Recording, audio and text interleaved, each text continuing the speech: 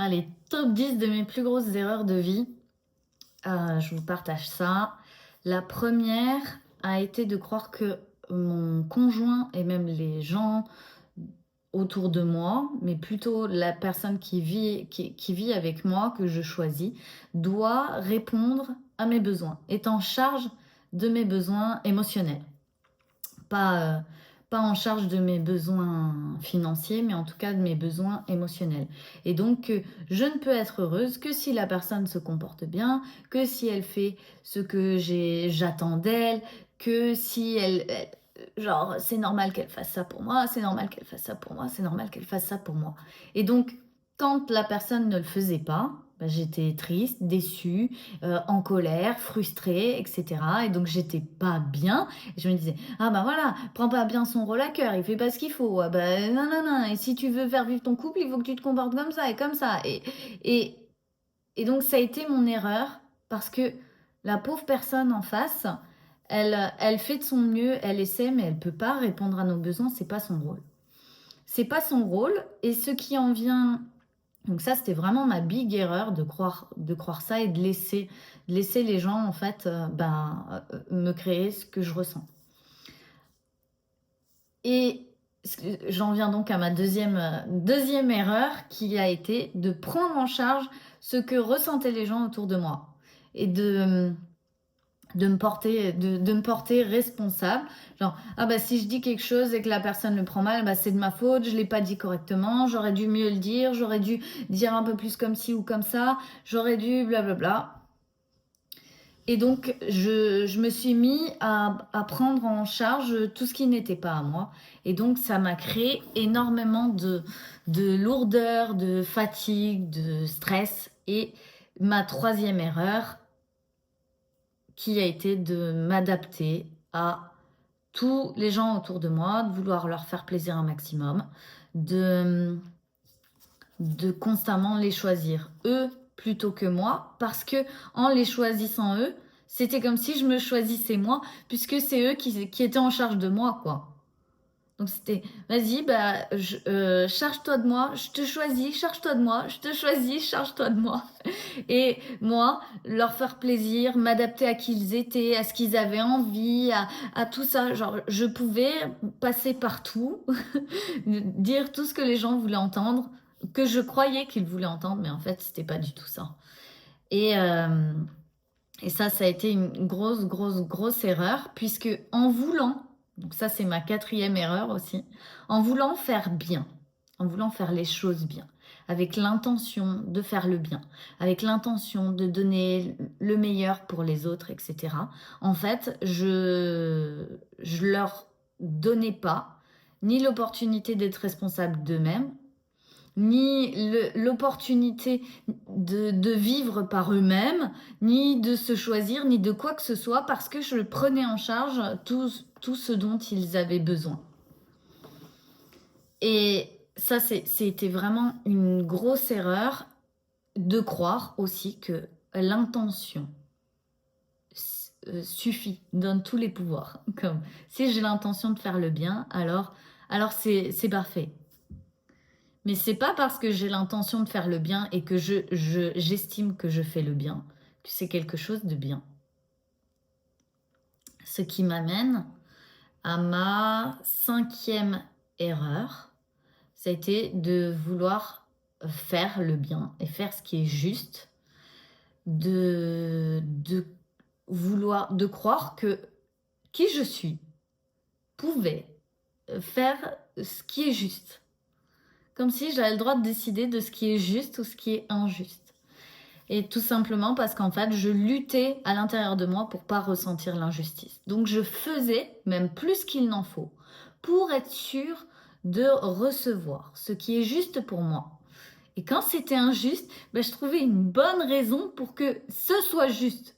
Parce que je ne voulais pas ressentir l'injustice. Donc ça a été une très très grosse erreur de ma part d'estimer que c'est moi qui décide de si les choses vont être justes ou injustes. Ça dépend pas de moi. Chacun ressent l'injustice et ressent la justice selon ses propres critères. Je ne suis personne pour dire si c'est juste ou si c'est injuste. Voilà. Parce que j'ai vu des personnes vivre ce que j'aurais estimé être de l'injustice et le vivre de la meilleure manière qui soit et kiffer et se dire c'est la meilleure chose qui me soit arrivée. Donc, je peux pas dire c'est juste ou c'est injuste ou être responsable de la justice pour les autres et tout ça. Ça, c'est non. Donc ça, c'était ma 5e erreur. Bon, c'est pas grave si j'en fais plus, tant pis. J'en ai fait tellement. Je pourrais faire une liste de 50 erreurs, hein, même 100. Alors, ma 6e plus grosse erreur a été d'être dans le mérite, justement, dans ce truc-là. De croire que je dois faire et correspondre à quelque chose en particulier pour mériter le succès, la réussite et ce que je désire. Donc, si je ne recevais pas ce que je désirais, ça voulait dire qu'il fallait que je fasse encore plus d'efforts et encore plus de choses pour mériter, que je correspondais pas encore à la personne qui réussit, que la personne qui réussit, elle est comme ci, comme ça, elle est plus organisée, plus gentille, peut-être plus spirituelle, elle sait plus de choses que moi et nanana. Et donc que pour réussir, je devais correspondre à ça et je devais recevoir en fonction de ce que je donne. Et puis, donc si je recevais sans rien faire, alors soit je culpabilisais, genre ouais mais bon quand même recevoir ça alors que j'ai rien fait, ou il n'y a pas d'occasion spéciale, ou c'est pas mon anniversaire, ouais, je me sens gênée, je me sens pas à l'aise, voilà. Ou alors, je me sentais redevable. Genre, voilà, je vais devoir rendre un service ou je vais devoir faire quelque chose pour combler ça. Donc ça, d'être dans cette spirale-là du mérite, ça a été aussi une grosse erreur, mais j'ai appris beaucoup de mes erreurs, hein. J'ai compris tellement de choses, c'est juste dingue. Presque, j'adore les erreurs. Donc... ouais, d'être dans la boucle du mérite, ça a été une très grosse erreur parce que je me suis forcée. Donc c'est ma 8e erreur. 7e? 8e? 8e erreur de vouloir forcer les choses. Que les choses soient comme je le veux, de forcer sans cesse, et de régler des problèmes, et de faire encore, faire, bouger les choses. De croire que mes actions donnent des résultats. Or, mes actions, c'est pas mes actions qui donnent des résultats. Je peux faire autant d'actions que je veux et ne pas avoir le résultat que je voulais à la base. Le résultat que je voulais à la base, il peut pas arriver parce qu'émotionnellement, je suis pas prête à le vivre. Donc du coup, je force par mes actions. Je vais contre mes émotions, contre ce que je ressens, puisque c'est mes émotions qui créent des résultats.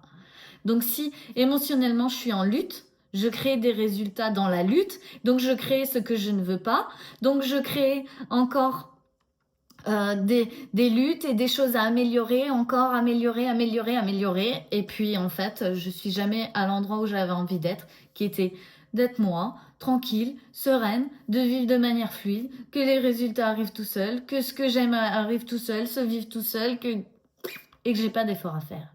Ça, c'était ce que je voulais vivre, mais j'arrivais pas parce que j'étais complètement bloquée dans ces spirales de lutte, de devoir faire, de mérite, de encore faire, et je recevrai jamais ce que je veux si je prends pas la responsabilité, si je suis pas encore en train de faire.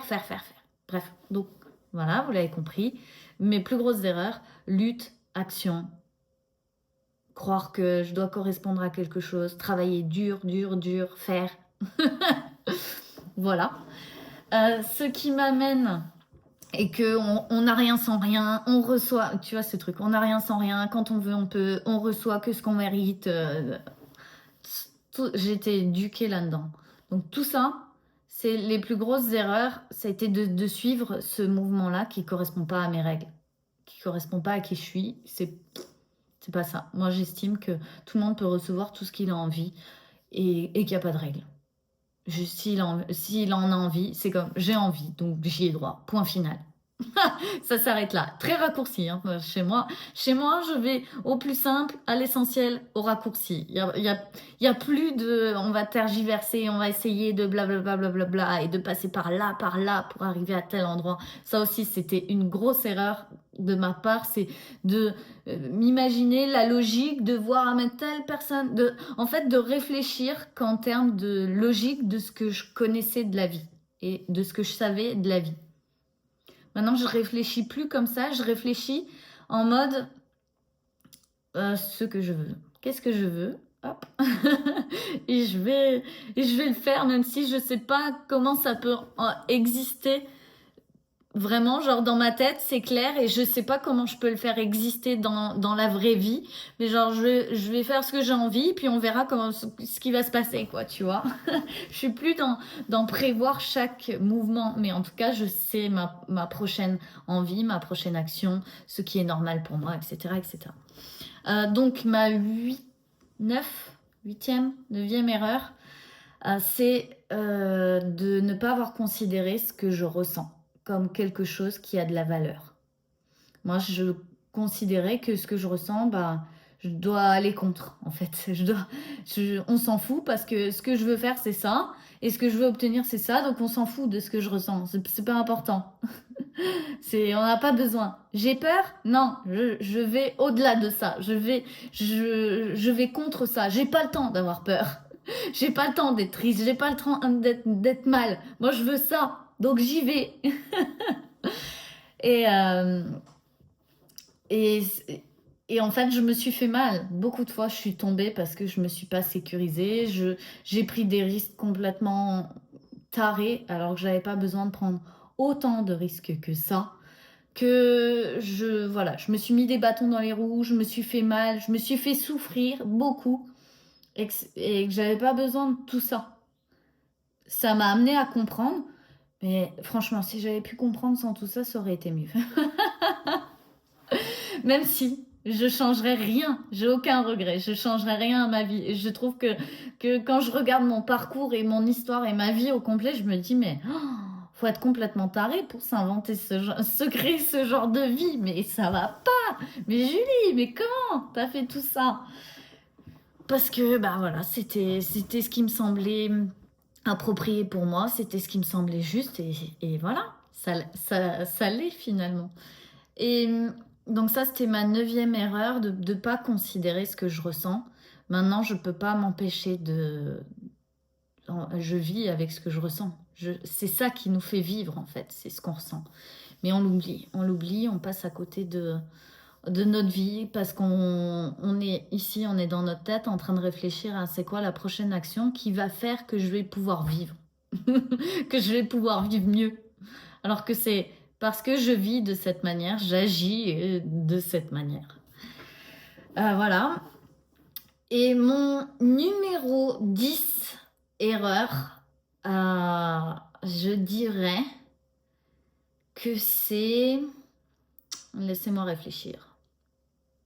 La meilleure erreur, Madine Julie,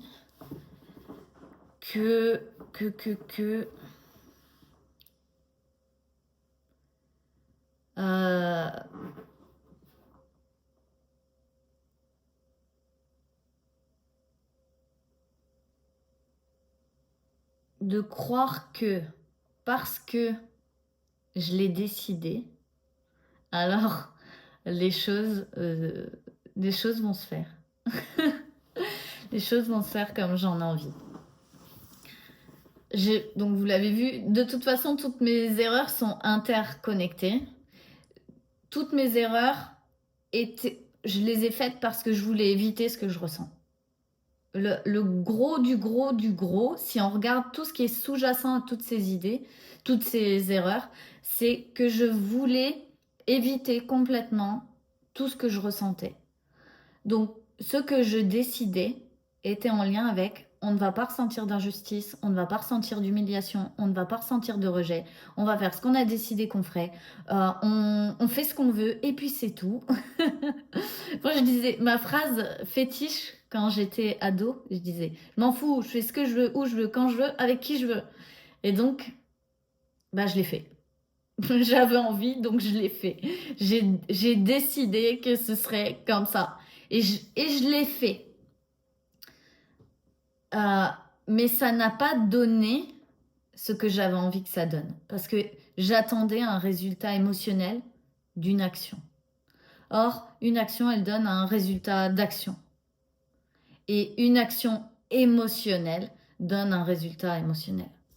Et on mélange... ah oui, ah bah alors je vais rajouter une 11e erreur parce que celle-là, elle est trop importante.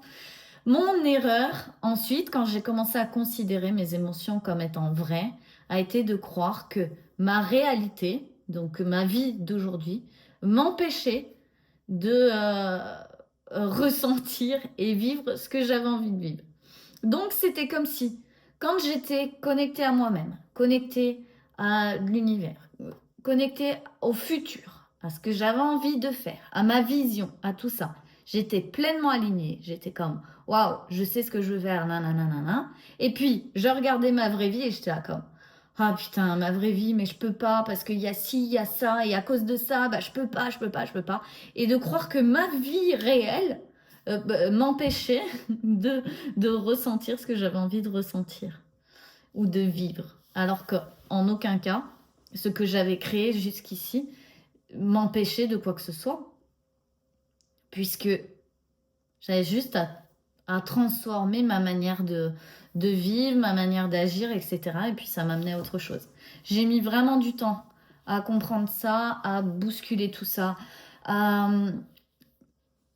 principale chose qui a tout changé dans ma vie, c'est de devenir responsable de ce que je ressens et d'accepter que je puisse ressentir plein de choses. Et que c'est ça qui me fait vivre en fait.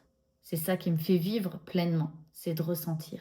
Donc pourquoi je me couperais de tout ce que je ressens? Pourquoi je me couperais de qui je suis vraiment à l'intérieur? Si ce n'est juste pour repousser les souffrances, repousser un peu plus loin ça, et ne pas ressentir ça, ne pas ressentir ça, ne pas ressentir ça. On se coupe de ce qu'on ressent parce qu'on ne veut pas ressentir certaines choses. Quand on est ouvert à ressentir tout et que c'est juste, on le sent, on dit, bah ok, j'ai ressenti ça, d'accord. On laisse passer, c'est fluide, ça passe tout seul. Il n'y a pas besoin de retenir une émotion, c'est censé être quelques secondes. Ah, voilà, oui, je vois que j'ai ressenti ça. Ok, je vais agir comme ça, j'ai envie de vivre comme ça, j'ai envie de faire ça, j'ai truc, et puis j'ai laissé passer les choses. Donc voilà mes plus grosses erreurs, parce que moi j'ai été beaucoup dans le forcing, dans diriger ma vie, mais par la force. Par la force, par entraîner les gens avec moi, par, tu vois, tous ces gens-là qui disent, oui, si tu le fais pas, c'est que t'as pas vraiment envie, c'est que t'es pas volontaire, c'est que t'es pas déterminé, c'est que blablabla. Mon cul, ouais. Je me suis laissée embarquer là-dedans, dans ce dev perso de forcing, d'action, de tu dois te bouger le cul. Alors que c'est pas ma philosophie. Ma philosophie, c'est je fais ce que j'ai envie de faire et j'aurai tout ce que je veux. Parce que c'est ce que j'ai envie de faire. Donc forcément, c'est ce que je veux.